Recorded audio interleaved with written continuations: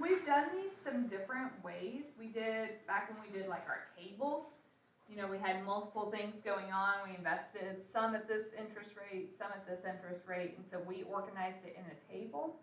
This is another way of doing those same types of problems where you have a lot of different information going on. So, one key thing, if I am giving you a word problem and I'm not telling you what your variable is in it, you have to define your variable as you're going through there. So you can't just say, write an equation x plus y equals 4. You have to tell me x is this and y is this. So that's an automatic point you get for doing it. If you don't do it, you miss it, even if you get everything else right. So you have to define your variables. And also, if I give you a word problem, how do I want you to answer the word? Yes, I want you to write a sentence at the end. So if I give it to you in words, I want you to answer it in words. So those are 2 easy points on these. Always define your variables. Always write a sentence at the end. Let's take a look at this one. Find 2 numbers whose sum is 10 and whose squares differ by 20. So first, you have to define our variables. What am I trying to find?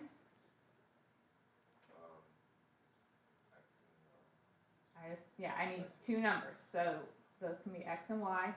And this time we don't really have any other great information, so x is just the first number, and y is going to be my second number. Okay. Their sum is 10. So let's try to write an equation. If their sum is 10, what would I write? X plus y equals 10. Is there a trick today or something that I don't know about? I thought they started going. I think he's like taking care of his trash. Okay. Whose squares differ by 20. If I'm talking about the squares, So would it be x squared is equal to y squared minus 20? something Something like that? like that. Yeah, you're close. So the squares, we'd have x squared. If I'm talking about how they differ, their difference, that means we need to subtract. So it's x squared minus y squared equals 20. At this point, it's like the problems we had yesterday. And this is a nonlinear system. So how could I go about solving this? You can solve for x or y in the first Okay. equation. So if I did that, x is 10 minus y. Then if we sub that into the first one, so I get 10 minus y squared minus y squared equals 20. To do the 10 minus y squared, what do we have to do? FOIL. So that gives us 100 minus 10y minus 10y would be minus 20y. Negative y is positive y squared. Minus y squared equals 20. Yes, lucky for us, those y squareds cancel. So we have 100 minus 20y equals 20. Subtract over the 100. Back out 20. Yeah, we could do that too. Since I only have a y to the first, we can easily get it by itself too. So then y is, and if you have y, then we know x was 10 minus y, so x is 6. So double check. Is 6 plus 4 equal to 10? Yep. 6 squared minus 4 squared, does that equal 20? 36 minus 16 is 20. So we just write a sentence, so the numbers are 6 and 4.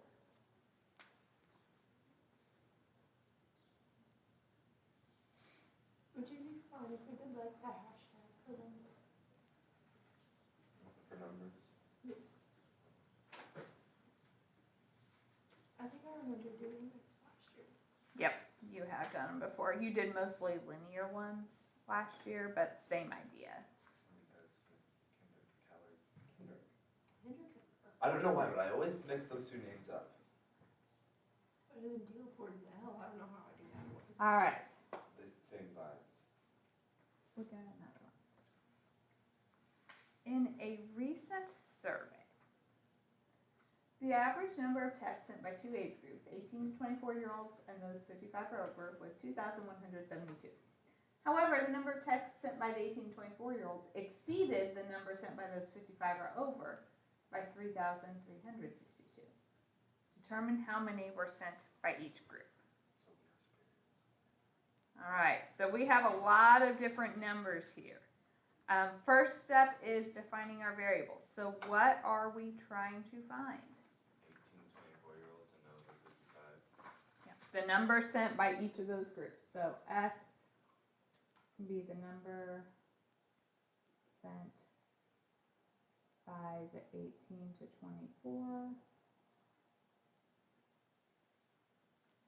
And Y can be the number sent by the 55 and over. Your mom's gonna be in that group sometime. I'm gonna be in that group eventually. We all will someday, hopefully. Okay. Now what? Nah. Ooh, could it use two different equations? Do the x plus y equals whichever. I think that would be the Isn't 2000. doesn't y equal to 2,172? It said the average number. Oh. So you said add them up, but it's not What would the be total. How do we find an average? oh, it'd be x over. X plus y divided by x plus y? X plus Y divided by Oh, Oh, wait, the 2. number. 2. Average, you add them up and divide by the total number. We have two groups, so we add them up and divide by 2. I remember my basic math somewhat, barely. Oh yeah, I feel reassured. Okay, second one. We know the number sent by the 18 to 24-year-olds exceeded those 55 or over by 3,362. So how would I write that equation? It would be x equal to y plus 362. There's a couple different ways you could write it. This one works. X is bigger, so it's equal to the smaller number plus the difference. You could also say x minus y equals 3,362. So either of those are fine. All right, so then how would we solve this? We could go ahead and plug x into the top equation. All right, substitution.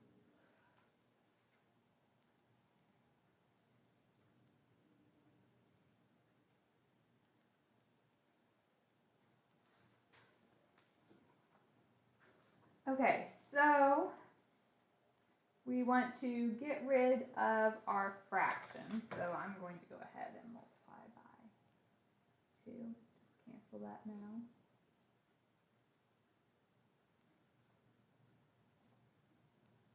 So y plus y would be 2y plus 3,362 equals that. And we can subtract.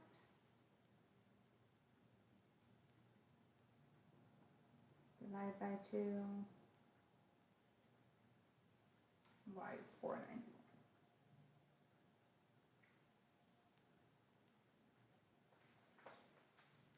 And then we can go back. X is y plus 3,362.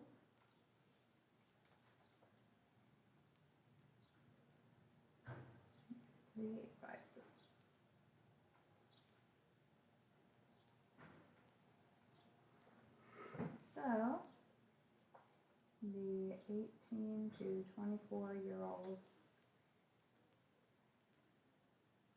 sent 3,853 texts.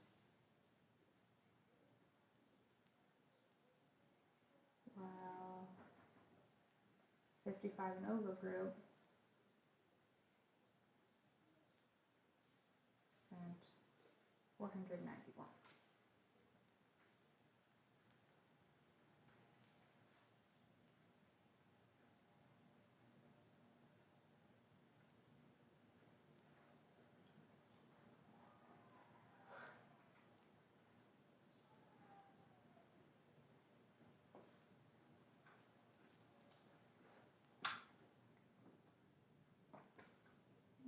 Questions?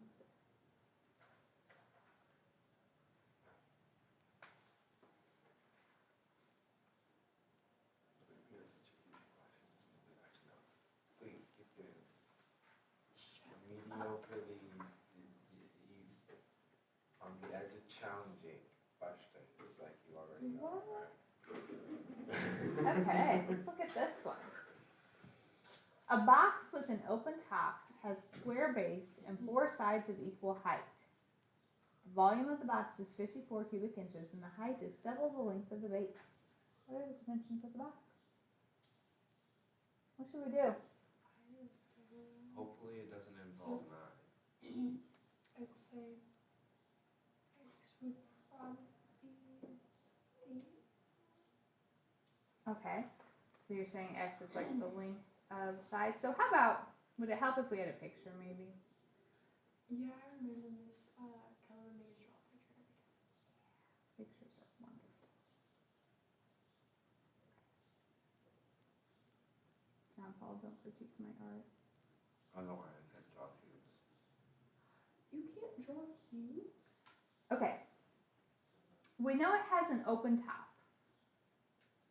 That just means there's no lid. A square base. So what do we know about the sides of the bottom then? They are squares. They're even. Not perpendicular. Congruent. Okay, so I could call them both X. Alright. And 4 sides of equal height. So I don't know what that height is, so I could call it.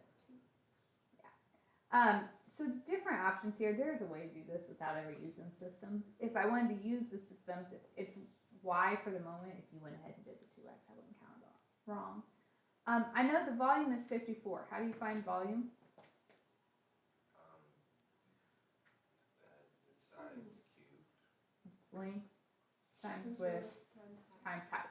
So my volume is 54, and that's X times Y, which is X squared Y. The other thing, if you haven't already used it, the height is double the length of the base. So my height, that's Y, means equals double the length of the base, so that would be 2x. So here's my system, my 2 equations. How would we solve this one? Substitute. Would you be able to do Y? Yep.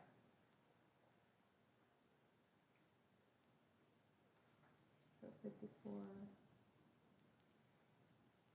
equals 2x cubed. Divide by 2.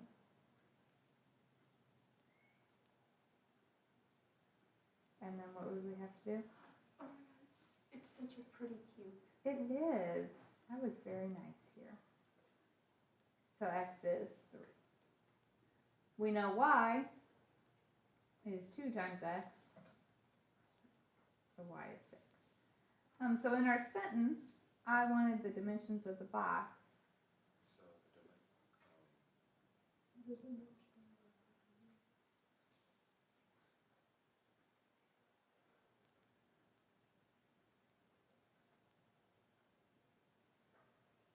Let's include units here. We were in inches. So it'd be 3 inches by 3 inches by 6 inches. Or you could say the base is 3 inches on each side and the height is 6 inches. Something along those lines.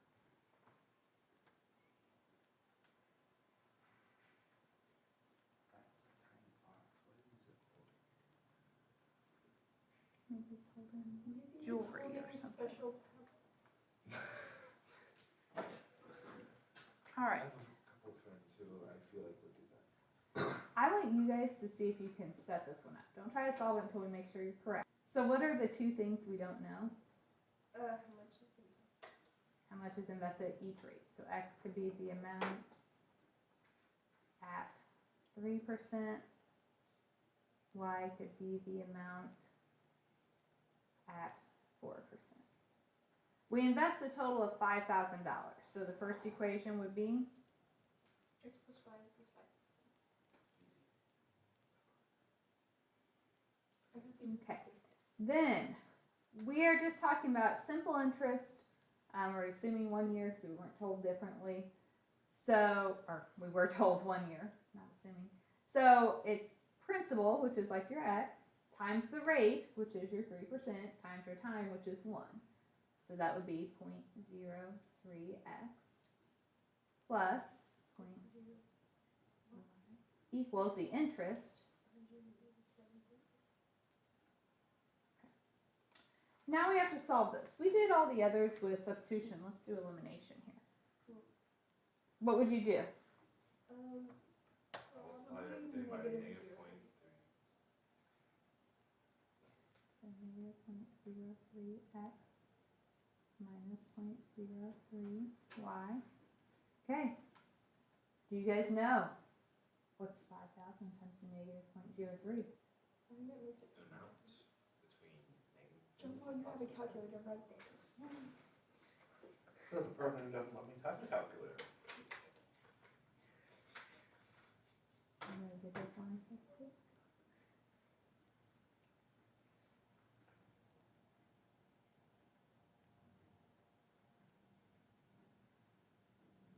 X's cancel, you get 0.01y equals 3750. And then to finish it, we divide, and so what do you get?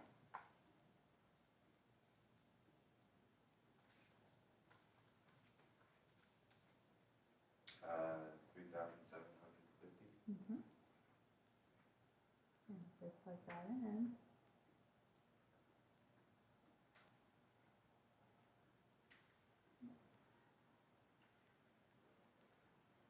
Subtract over the 3750. Get 1,250.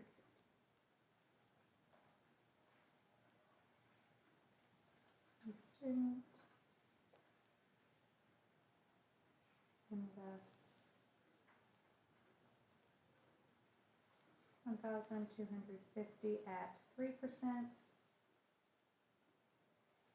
and $3,750 at 4%.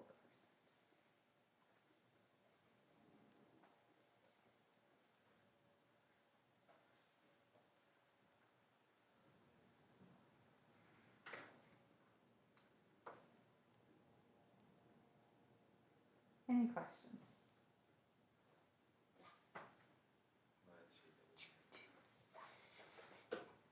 Okay, I wanted to give you guys a little more time to work today because I know yesterday you didn't end up with as much as usual. So there is a handout posted on Classroom